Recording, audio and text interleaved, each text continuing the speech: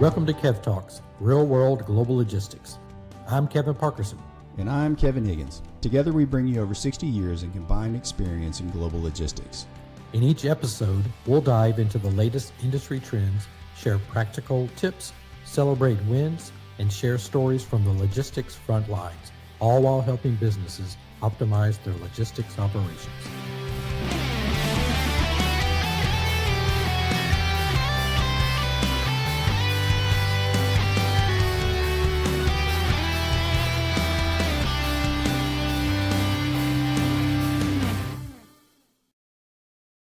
Adrian, welcome to Kev Talks. You know the two of us, and we know you, and most everybody who's going to listen is going to know you as well. So we're out at TPM 25. I was asked earlier how many TPMs I've been to. I think this is my 20th TPM. I've been coming since 2006. I don't think I've missed any of them since 2006. So how about you? I think I've done the same. Maybe 20 plus. The only time I missed TPM was the year of COVID. Yeah, that was the same. And that year, I was so fortunate that I didn't get onto the plane from Hong Kong because they canceled it. And luckily, I didn't get on the plane, and that's the only year I didn't come for TPM. Yeah. Well, that was 2020. Yeah, 2020. 2020. I was loading my bags in my car and getting ready to head to the airport when I got the call that said that they'd canceled it. Well, so I think that's the only one I missed. Well, I know some guys who showed up here. They sat down and just drank. Quite a few did, I'm sure. Just sat down and drank. They had nothing to do. I mean, not so bad. But anyway, they enjoyed. They did a little bit of networking, and still some bonding was done. Yeah. So how do you? I mean, TPM is probably, in my opinion, one of the best networking events. The content just continues to get better. We went through a period where we talked about chassis all the time. We're not talking just about chassis now. We're actually talking about things that are pushing the industry forward. So what's your take on TPM, and how are you finding it this year? I think TPM over the years is like the Oscar for shipping. I mean, we don't have the red carpet, yes, but there is a red carpet there. The content has matured. Okay, good. Right? That's a great way to put it. It's from the days of when liner people, executives met and said, the customer said, this is the rate. But today they talk more than rates. What kind of a service you can provide for me? What kind of guarantees you can give me? So it has matured over the years. And I feel that the team which has put TPM together, Peter Tershwell, Chris Brooks, Mark, they've really done a good job well over the years. And even you've seen them mature. Yeah. I mean, you see previously there was never a so-called fireside chat. When people would sit and talk, they would just give a little presentation and done.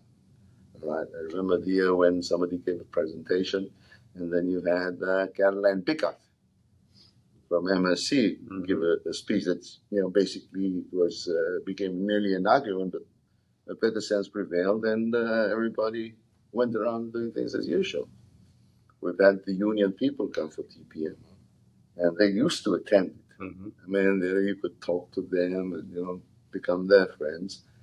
And for me personally, I think TPM has given me a wide array, a wide range of people to meet with. Some of who I meet them in Hong Kong, and then when we come here, you develop closer relationships with them. The first TPMs I used to come for, would attend the TPM here. We would do our North American meetings here, and then I would fly around the country seeing customers. So, and when you see customers in their home office, it's a big difference than seeing them in Asia. I really recollect the first time we had come for a TPM, and then we went to Bentonville. By the time we arrived Bentonville, there was no restaurant open for dinner. I am not joking. Peter Lang and me were running around, no place. It's changed a lot. And today, you go to Bentonville? Yes, sir. It has changed so much. It's not even the same town. No. Not even the same time. Yeah. And then several years later, we went and we had a meeting with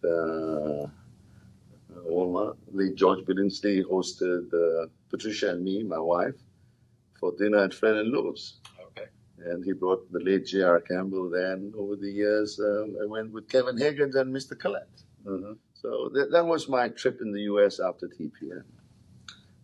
Networking is very good in TPM. Yeah.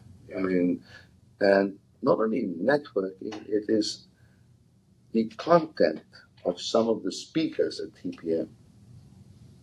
Right? It's very good. I mean, TPM 2025, 25th year, we had Jeremy Nixon in a one-on-one talk with Peter Tushman. And he gave us his story of how he came here, and he spoke about 9/11 and how the industry over the years has matured. You know, from after 9/11, how the security became a big issue. Right. Right, and then what the shipping lines had to do for compliance to come into North America. The 24-hour rule, AMS, you cannot load unless you send the documentation, and how shipping lines had to work with the OCMs to give us the necessary information. So there's been a lot of change. I mean, people would submit us the documentation after the containers loaded on board, and we had to chase them. Listen, the ship is arriving. Where is the information to release the bill of lading? Doesn't have it now. Today, sorry, you don't give me the information. Right. I don't put the container. Your container cannot get in. Then not only with that, then we had the SOLAS, because you know the safety of the ship, safety of crew. Now containers are weighed, etc. So there has been in the past 25 years, you've not only seen TPM mature, you've seen shipping mature. You're right. You're And new regulations are coming on with this IMO 2022, and you know the new burning of fuel. But with your president, I don't know how we're going to go ahead. I mean, forget the tariff issue. I'm just talking of the so-called compliance issues with the fuel. Right. So we hope that in the days ahead, before 2030 and 2050, when we become net zero, there is a common playing field for all in the industry towards burning what kind of fuel. So there'll be some discussions on that. When it comes to, I use the word tariffs, all right? Which, in my opinion, it is, there will be tariffs. I mean, it is like you go back, you know, it's like I was reading a book several years ago. It is the rise of the West, right? And today we are seeing the demise of the West and rise of Asia, rise of China. I mean, there's a book, 100 Years War, but it'll take time for it to come around. So in my opinion, there'll be an Eastern Bloc and a Western Bloc you can trade, all right? But if the Eastern Bloc is trading with each other, good, no tariffs. But if the Eastern Bloc trades with the Western Bloc, there'll be some tariffs. And tariffs, to a certain extent, I would say, is good and bad. But who makes money on tariffs? Not the government. It has been the multinational companies, the big MNCs, the automakers, because when they export from one country, they're getting some incentives. And when they import into the other country, they get some incentives. Now, along with trade, a lot of countries have FTAs, free trade agreements, and then you have certain countries also have the generalized preferential scheme to do business. So all that will take, but business will still go on. Yeah. Right? Business will still go on. The cost may go up a little, but then somebody will have to bite the bullet. It's not that because of tariff, business will stall. Not going to happen. And maybe there will be some manufacturing coming back to the U.S., which is good. Right? And I think I've always said that every country must have some semblance of manufacturing. I mean, I've had this argument with several executives in OOCL. I said, no, every country must have some semblance of manufacturing. Because otherwise, what are you going to do with the labor in that country?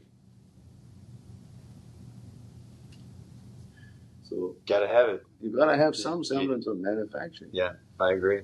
Gotta have it. You cannot take everything from China. I mean, when a visitor comes to America, they want to take back something made in America. Right. I remember the first time I came here, I walked around and I wanted to buy shoes because I heard the name Gohan. Gohan. Yeah. And I saw the Gohan. Finally, we found one made in America. Bought it. And it lasted me for a good 20 years. Oh, good. 20 years. 20 years of Gohan. Yeah. Made in America. So you pay for what you get. Right, right.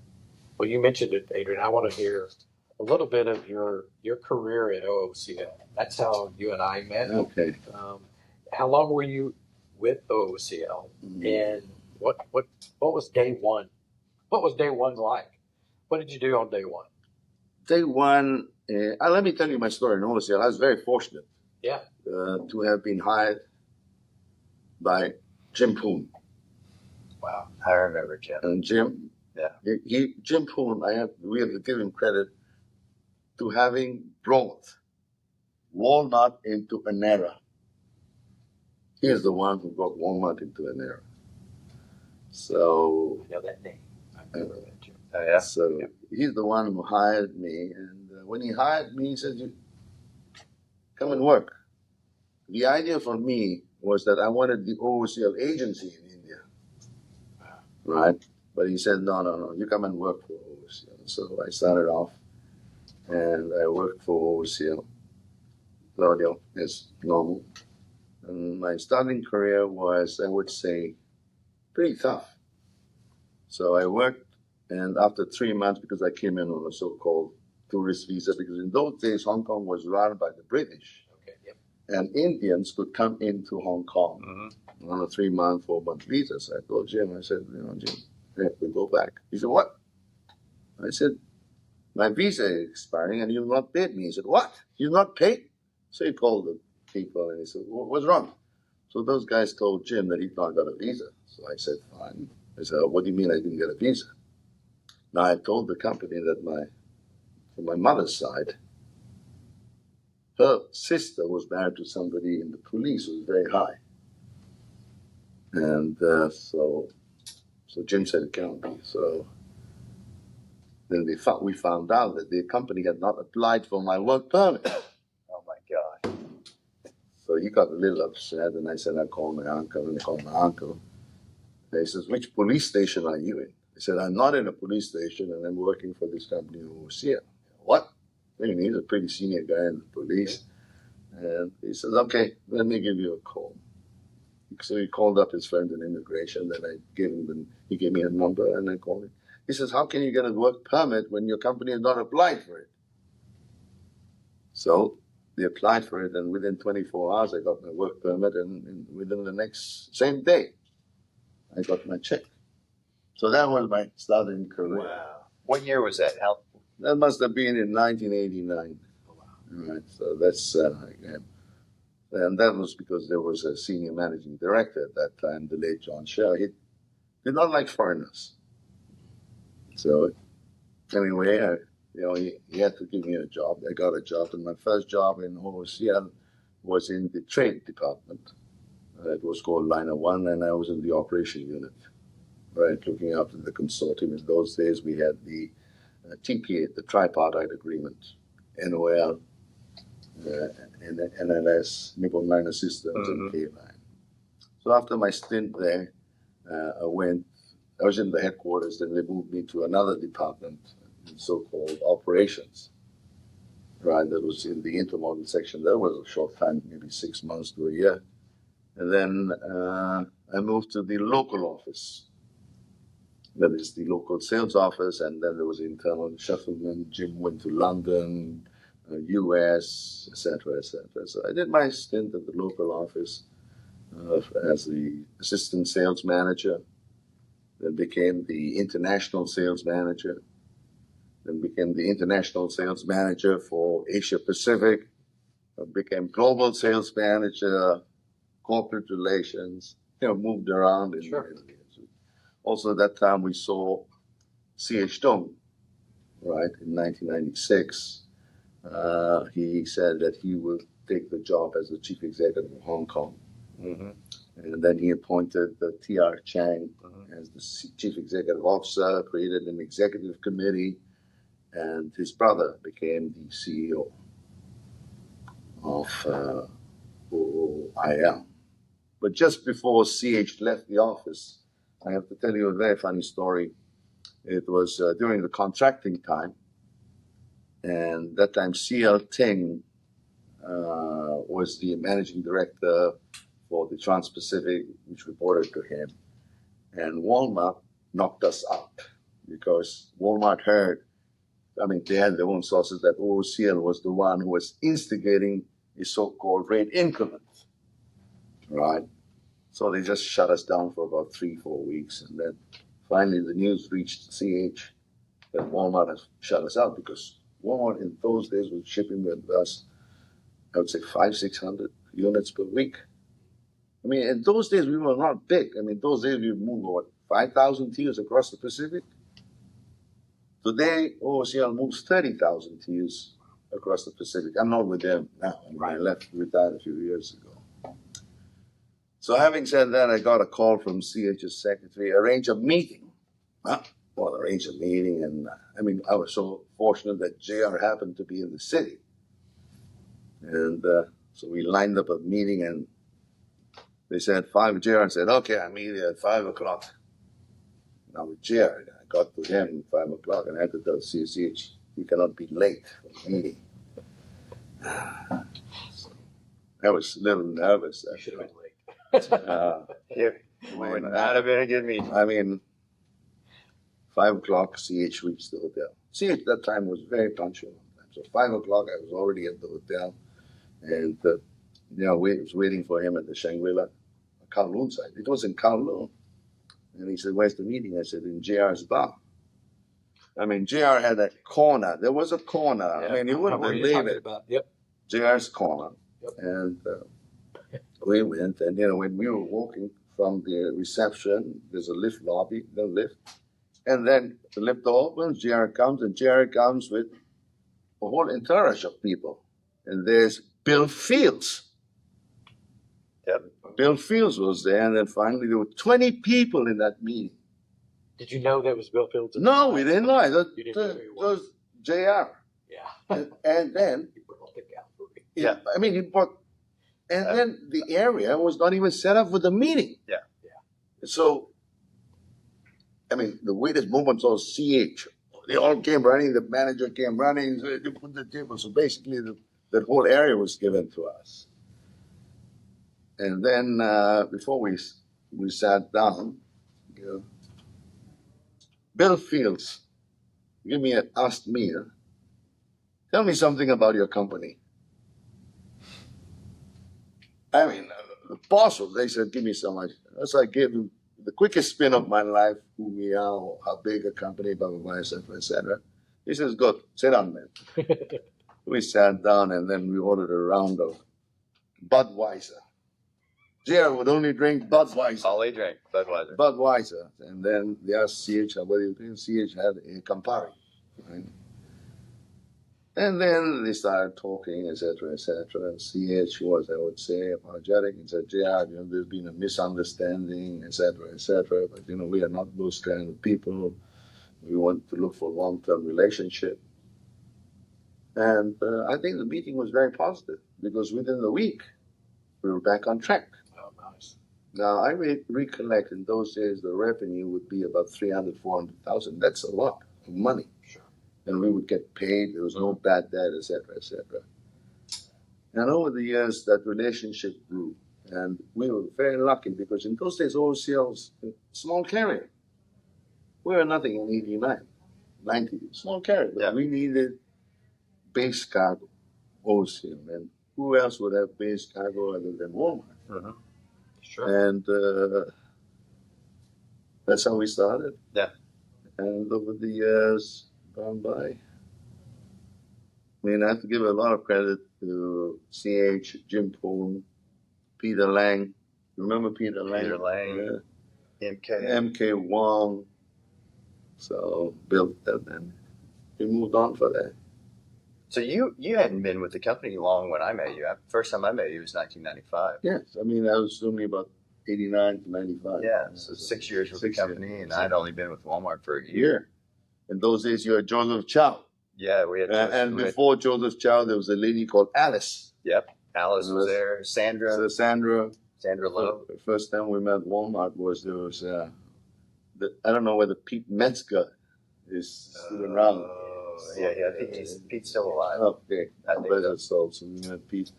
And I think it was Pete who signed the first contract. Yeah, he lived in Hong Kong. Yeah, he lived in Hong Kong, and I remember with an era, so they had agreed. So we went to the office and he didn't sign that day. So we came back to the office and told Jim that he didn't sign. And Jim got fired. He said, "You guys are useless. I've done all the groundwork. You couldn't even get a contract signed." Yeah, right. I mean, and then again we went back. And then finally, Pete Metzger signed the contract. Pete Metzger is a man tall, smoked Marlboro. Nice. Smokes his Marlboro, and then when you talk with us, he'd have his leg on the chest. But good man. But then he did a lot of work for us. He also introduced us to Joe Hatfield. When we were doing remember Joe Hatfield? Oh yeah, Joe started Walmart in China. Yeah, so, and Joe was the old Sam's Club guy, and smoked. He smoked more than Jr. Yeah, Jr. would only drink Budweiser and Marlboro Red. Yeah, and then the funny story is if they had to fly around the world because they had stopped smoking cigarettes, Belinsky had to fly from this point to that point to all over just to find a place to smoke on a plane. Yeah, I think I just looked up. I just want to make sure. It looks like Pete's still with us, so that's good. He's still with us. Yeah. So over the years, and after that, in '97, we had the handover. And CH said that you have to get the people from Walmart because, they've become friends. And then whenever they would come, so we had invited JR, George Billingsley, Larry, the lawyer. Larry Garrett. Yeah, Larry Garrett. Yeah. The lawyer.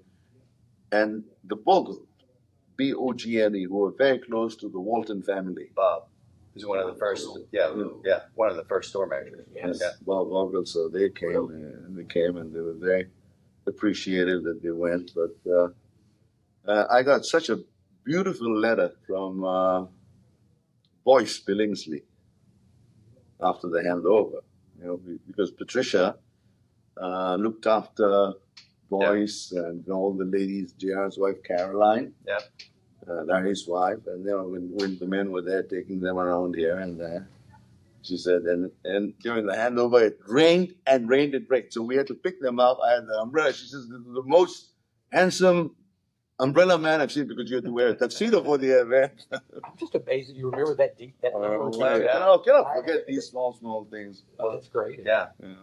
Boyce's, just a side note, Boyce's dad, I think it was Boyce's dad, was one of the founders. He was the founder of Bella Vista, Cooper Community. Yeah. Oh, wow. That was her dad. Yeah, and that's where JR took a place in Bella Vista. Yeah. Bella Vista. And then, and in those days, Prel was still the agent. Prel. Yeah. Prel. And then you had Charles. Yeah. Charles Wong. Small world. But yeah. And the relation, so in shipping, I use the word, you need to have relationships. You just walked right into the question I wanted to ask you, Adrian. You mentioned that multiple times. It's relationship matters. Yeah. And the success for OOCL, now, I give you that CH was very fortunate, I would say, and he gave the company to CC. And very good in TR, and a very firm footing. And they also believed in relationships. So whatever it was, there was one preamble. Please be honest to the customer. You're honest to yourself, be honest to the company. What you hear from the customer, please come and tell us. Because the world is so small. Can you imagine? I mean, you know, some big customers in Hong Kong, CH in those days would fly around. He meets a customer, and and the customer says, "Mr. Tung, I've stopped doing business with your company. What happened? Your service is shit." Something like that. So it's always to be honest.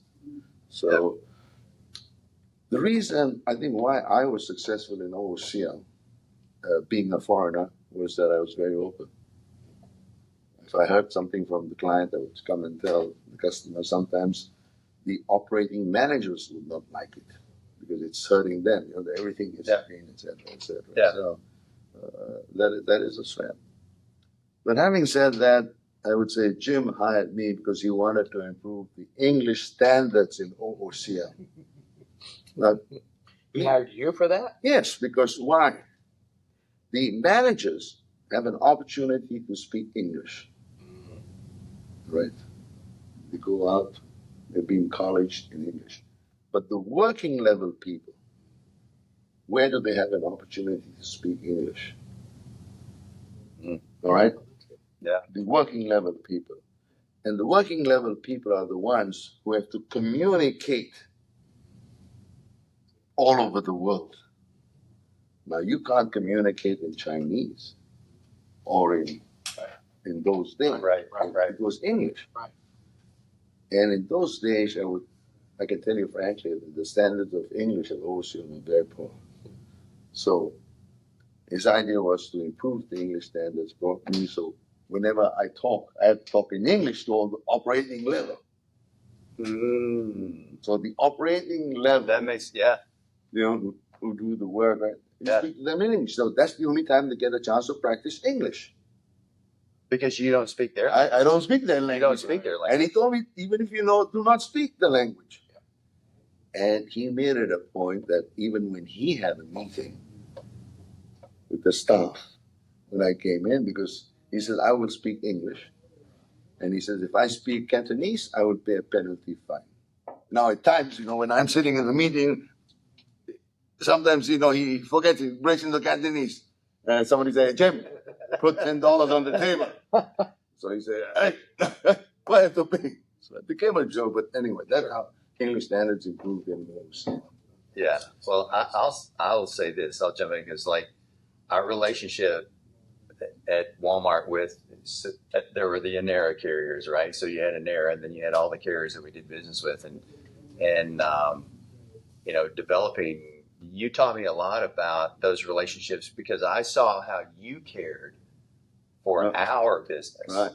And so we in turn cared about your business, and JR was adamant about that. Right. And we talked over the past couple of days. We mentioned his name quite a few times because some of the things that he did back then seem like they're simple today, but they were brilliant then. Like he needed to improve relationships with the merchants inside of Walmart, so he put in merchandise managers in the import department to bridge that gap with the sourcing group, right? David Ortiz. Yes, David Ortiz, Madeline Jewell, Charles Walsh, those folks who you all know and met. But JR his mandate to me was you have to build relationships with these people because we're going to grow so fast and we're going to grow significantly over the next 10 years. And you've got to be able to set a foundation, and they're the only way to do it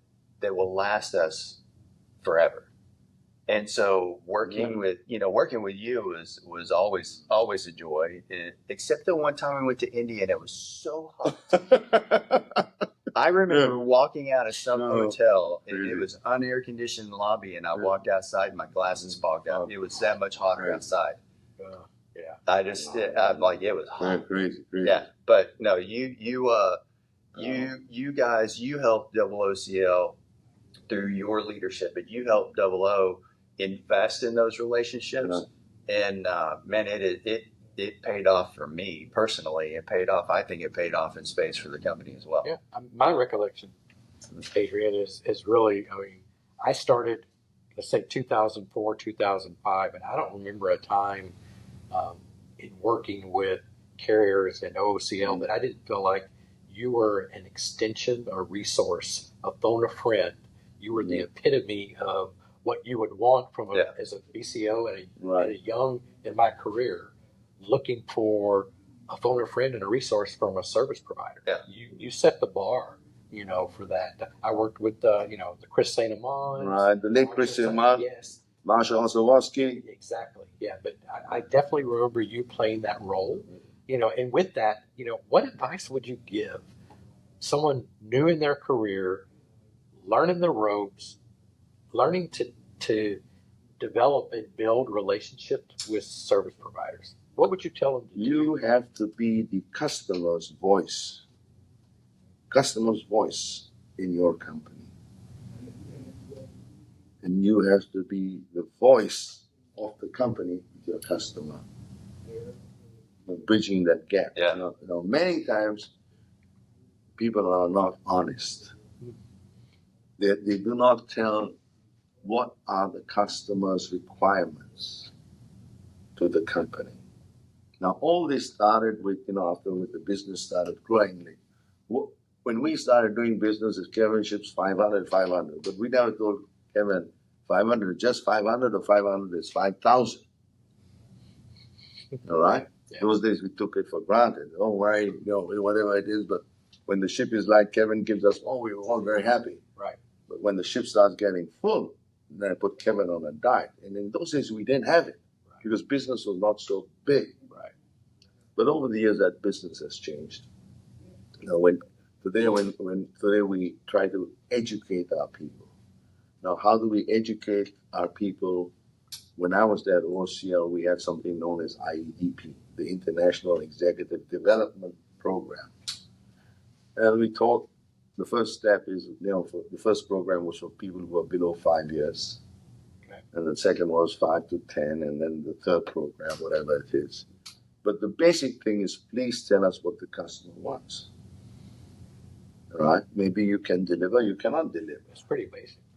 Right? It's pretty basic, but nobody does it. I know. Like today, when a customer signs with us, our sales has to, when signs with, I think anybody, I wouldn't say it's because I'm retired, right. But I think it would be nice if the company, not any company asks a salesperson, what does 5,000 TUs the customer has signed?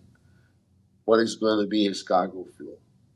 How many days does he want as free time? So today it's a little different. Today, I think the salesperson in any shipping company or any logistics provider has to know the customer. Now, having said that means you need to have relationships. So relationships is still very important. But there's a story I must tell you guys. During the handover, we had all the senior executives from 3M, DuPont, Walmart come in. 3M. I had a meeting with the senior management of OOCL here, and they gave us a pinnacle, a green obelisk saying that we did something for 3M. And they really appreciated what we had done, for servicing them over the years. For DuPont gave us an award to OOCL, a global innovative carrier, opening new frontiers. We helped DuPont to move sodium cyanide from the United States of America to Kazakhstan over China. 3 train loads because sodium cyanide is used for gold mining. Mm-hmm. And we did it when times were tough. No accident, nothing. So for that, they awarded us that. I think that is the biggest achievement I've seen. Moving sodium cyanide, I was part of the team. And the team basically was John Cheng, who's now in Canada, Ted Wong, who is now in California. So these are the guys, and then we had blessings from Philip Chow in Asia Pacific.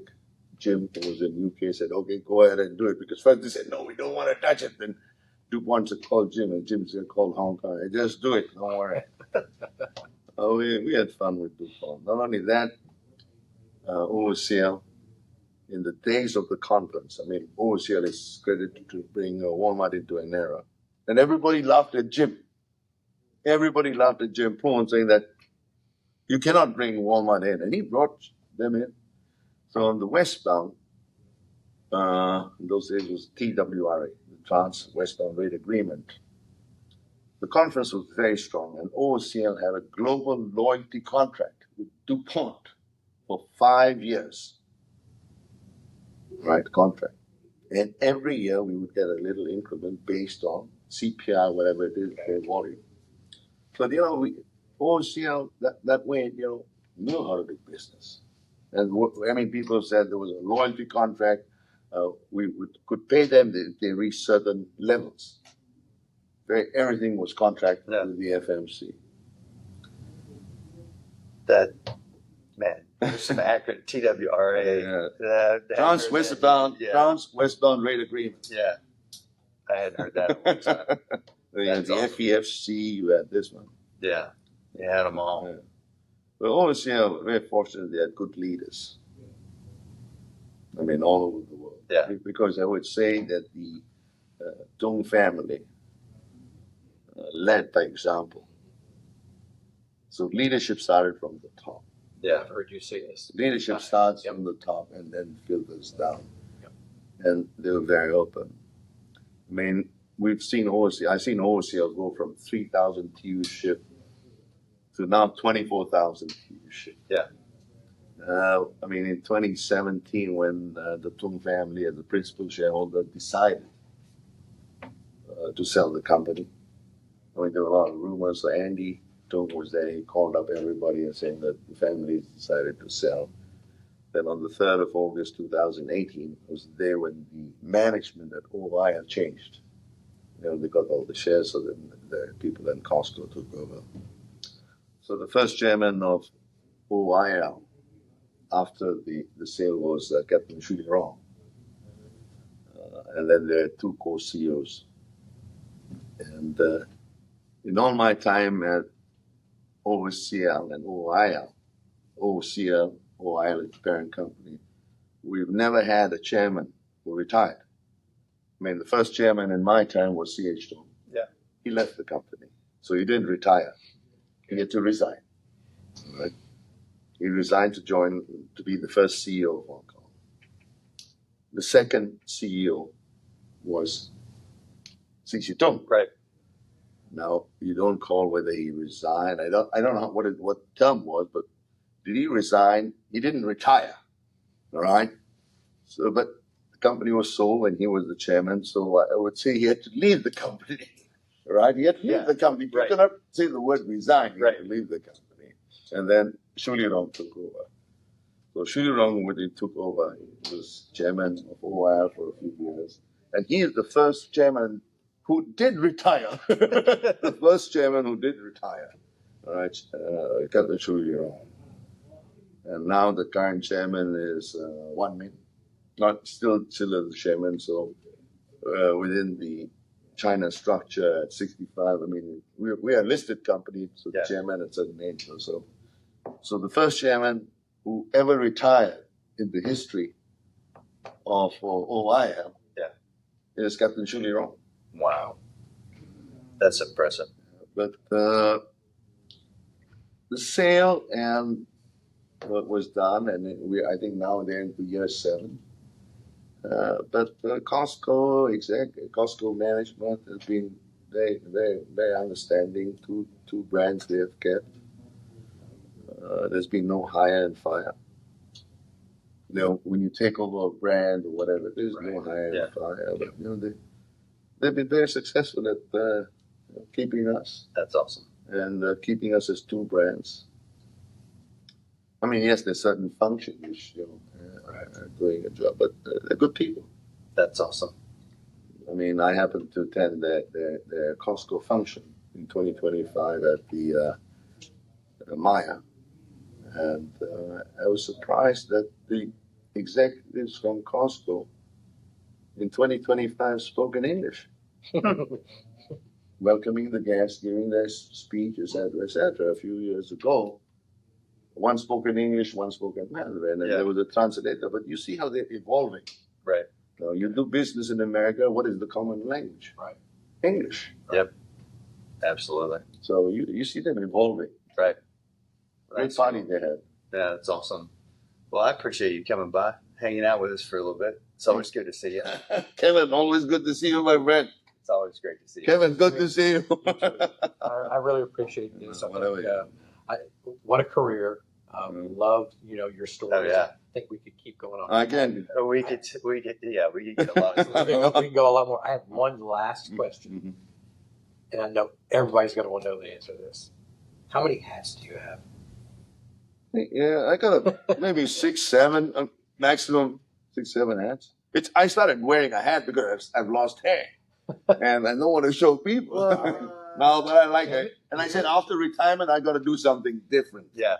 So after retirement, I wore a hat and glasses, dark glasses, and everybody says, "Why do you wear?" I said, "I can look better. I see better because I'm not photogenic, so you can't see my eyes at least. No, I got some power in them also." That's awesome. That's good. That's great. Well, thanks for coming by again, man. We appreciate This it. is great. My pleasure. Thank you Yeah. very All much. right. Appreciate you. Enjoy the rest of TPM. Yeah. Thank you. Go get 'em. Go get him. Yeah, let's go get them. We hope you enjoyed this episode of Kev Talks, Real World Global Logistics. If today's discussion inspired you, don't forget to follow, subscribe, rate, and share our podcast. Remember, every great journey in logistics starts with a single step forward. Let's continue working together to transform the industry.